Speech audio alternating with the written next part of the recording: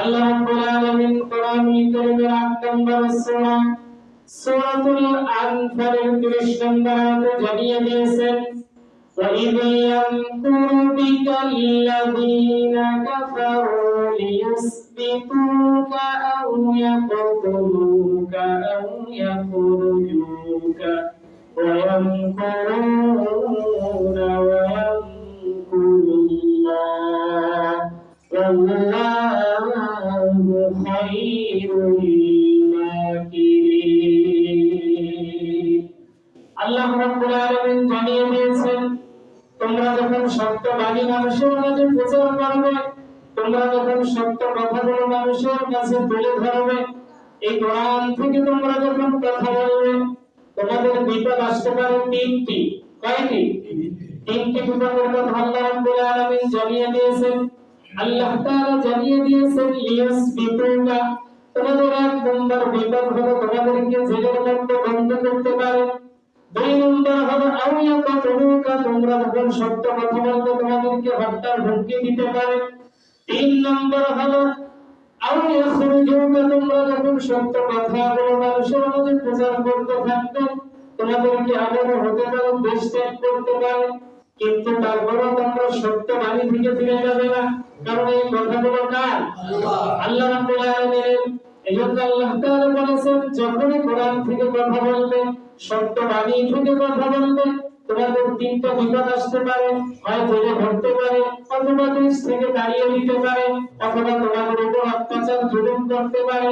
কিন্তু যত অত্যাচার জুলুম সহ্য করো না কেন, এই কোরআন থেকে মুখ ফিরিয়ে নিবে না। কে বলেছেন? আল্লাহ রাব্বুল আলামিন। কারণ এই কোরআন থেকে যদি আমরা মুখ ফিরিয়ে নিই তাহলে বিপদ আছে কি নেই? অবশ্যই আছে। এই কোরআন আল্লাহ রাব্বুল আলামিন এমনই ভাবে পাঠিয়েছে যে ছিল জিরো, এই কোরআনের সঙ্গে আসার কারণে হয়ে গিয়েছে হিরো। যে ছিল কোরআনের কাছে না আসার কারণে হিরো ছিল, কিন্তু না আসার কারণে হয়ে গিয়েছে জিরো। আবু জাহেল তিনি কি হিরো ছিলেন না? হিরো ছিলেন না? অবশ্যই হিরো ছিলেন। আবুল হিকাম নামে সমাজের কাছে পরিচালিত ছিলেন, সবার কাছে ভক্তি দিতেন। কিন্তু তিনি যখন কোরআন থেকে মুখ ফিরিয়ে নিলেন, তার নাম রেখে দেওয়া হলো আবু জাহেল, অর্থাৎ মূর্খের পিতা। তিনি আর বুদ্ধিজীবীদের পিতা নন। এই কথা আল্লাহ রাসূল জানিয়ে দিয়েছেন না? একটি কারণ, সেই কারণটা হলো সে কি থেকে মুখ ফিরিয়ে নিয়েছিল?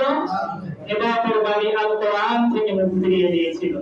ওমর রাদিয়াল্লাহু তাআলা তিনি ছিলেন জিরো, তিনি ছিলেন একজন কাফের, কিন্তু তিনি যখনই এই মহাগ্রন্থ আল কোরআনের সংস্পর্শে চলে আসলেন, জিরো থেকে সঙ্গে সঙ্গে আল্লাহ রাব্বুল আলামিন তাকে হিরো বানিয়ে ওই অর্ধ জাহানের প্রেসিডেন্ট বানিয়ে দিলেন। কে দিয়েছিলেন? আল্লাহ রাব্বুল আলামিন। তাহলে এই উদাহরণ থেকে বোঝা গেল আমরা যদিও থাকি জিরো, কোরআনের সংস্পর্শে আসলে সঙ্গে সঙ্গে হিরো বানিয়ে দেবে কে? আল্লাহ রাব্বুল আলামিন। কিন্তু কোন হিরো যদি এই কোরআন থেকে মুখ ফিরিয়ে নেয়, তাকে জিরো বানিয়ে দিতে 1 সেকেন্ড সময় আল্লাহ রাব্বুল আলামিনের লাগবে না। এজন্য কোরআন থেকে কোনো অবস্থাতেই মুখ ফিরিয়ে নেওয়া যাবে না। সব অবস্থায় কোরআনের দিকে থাকতে হবে, কারণ এই কিতাব পাঠিয়েছেন কে? আল্লাহ রাব্বুল আলামিন। দুনিয়া কোন কিতাব যদি মানুষ রচিত করে, এই কিতাবের শেষে বলে দেয় আমার কিতাবে যদি কোনো ভুল থাকে দয়া করে আমাকে জানিয়ে দিবেন, আমি চেষ্টা করব আপনাদের সংশোধন করে দেওয়ার জন্য। কিন্তু আল্লাহ রাব্বুল আলামিন আমাদেরকে কি এরকম কোনো কথা জানিয়েছেন যে আমার যদি কোনো ভুল থাকে দয়া করে বান্দা তোমরা আমাকে ক্ষমা করে দিবে, এরকম কথা জানিয়েছেন? কখনোই জানায়নি। আল্লাহ রাব্বুল আলামিন বরং বলেছেন যালিকাল কিতাবু লা রাইবা ফীহি, এই কিতাবের মধ্যে কোনো সন্দেহ নাই, কোনো ভুল নাই, তোমরা নির্টেনশনে কোরআন মেনে নিতে পারো। কে বলেছেন? আল্লাহ রাব্বুল আলামিন। শুধুমাত্র তাই নয়, কোরআনুল কারীমের 2 নম্বর সূরা সূরাতুল বাকারার 23 নম্বর আয়াতে আল্লাহ রাব্বুল আলামিন আরো স্পষ্টভাবে জানিয়ে দিয়েছেন وَإِن كُنتُمْ فِي رَيْبٍ مِّمَّا نَزَّلْنَا عَلَىٰ عَبْدِنَا فَأْتُوا بِسُورَةٍ مِّن مِّثْلِهِ وَادْعُوا شُهَدَاءَكُم مِّن دُونِ اللَّهِ إِن كُنتُمْ কুনতুম সাদিকিন। আল্লাহ রাব্বুল আলামিন জানিয়ে দিয়েছেন তোমাদের কারো যদি সন্দেহ হয় যে এই কিতাবটা আমার পক্ষ থেকে আসে নাই, তোমাদের যদি কোনো ধরনের মনের মধ্যে ত্রুটি হয়, তাহলে তোমরা অনুরূপভাবে একটি সূরা তৈরি করে রাখো। শুধুমাত্র তোমার ব্যক্তিগত ভাবে না, তোমাদের যত ব্যক্তিজীবী আছে, যত কবি আছে, যত সাহিত্যিক আছে, সবার সাহায্য গ্রহণ করো। তারপরে তুমি চেষ্টা করো দেখো যে একটি সূরা তৈরি করতে পারো কিনা। আল্লাহ রাব্বুল আলামিন এই প্রশ্ন করে আবার জবাব দিয়ে দিয়েছেন, ফাইল্লাম তাফআলু ওয়া লাম তাফআলু, কখনোই সম্ভব না তোমরা এই কোরআনের মতো, এই কিতাবের মতো অনুরূপ একটি আয়াত পর্যন্ত তৈরি করতে পারবে না। কে বলেছে? আল্লাহ রাব্বুল আলামিন। তাহলে বোঝা গেল যেহেতু এর মতো কিছু তৈরি করা সম্ভব না, এটা দুনিয়ার কেউ রচিত করে না, এটা রচিত করেছেন কে? আল্লাহ রাব্বুল আলামিন। শুধুমাত্র তাই নয়, আল্লাহ তাআলা এই কোরআন পাঠিয়ে রাসূলকে জানিয়ে দিয়েছেন, হে রাসূল, এখানে একটি কথা আপনার ব্যক্তিগতভাবে অ্যাড করবেন না, প্রত্যেকটি কথা বান্দার মাঝে প্রচার করবেন। আমি যা বলেছি হুবহু তাই, কোনো ব্যক্তিগত মত আপনি এর মধ্যে অ্যাড করবেন না। কে বলেছেন? আল্লাহ রাব্বুল আলামিন। রাসূল কি ইচ্ছা করলে নিজের কোনো কথা অ্যাড করতে পেরেছে? কখনোই পারেনি। আল্লাহ যা বলেছে ওটাই প্রচার করেছে।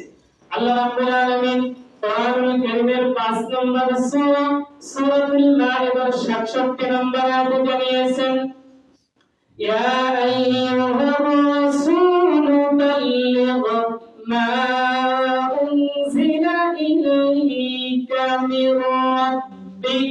আল্লাহ রাব্বুল আলামিন জানিয়েছেন, হে রাসূল, আপনার কাছে আপনার রবের পক্ষ থেকে যেই বাণীগুলো আসে আপনি ওটাই প্রচার করুন, ব্যক্তিগত কথা প্রচার করবেন না। কে বলেছে?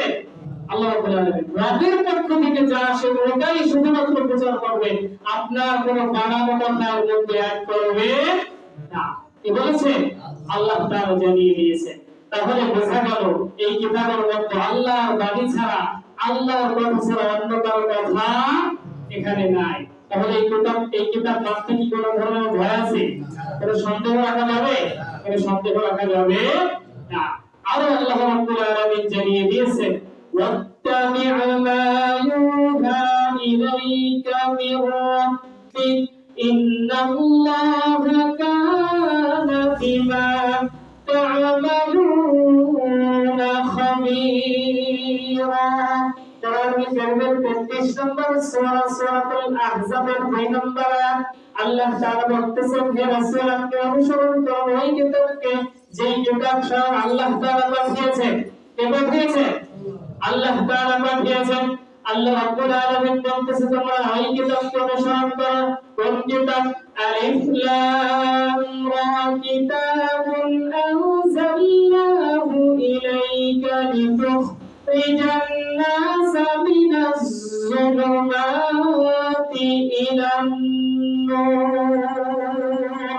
আল্লাহ তাআলা জানিয়ে দিয়েছেন কোরআনুল কারীমের 14 নম্বর সূরা সূরাতুল ইব্রাহিমের 1 নম্বর আয়াতে, ও দুনিয়ার মানুষ শোনো, তোমাদেরকে এই কিতাব আমি এমনি পাঠাইনি, তোমরা এই কিতাব অনুসরণ করবে এই কারণে, কারণ এই কিতাব দুনিয়ার মানুষদেরকে অন্ধকার থেকে আলোর পথে নিয়ে আসে।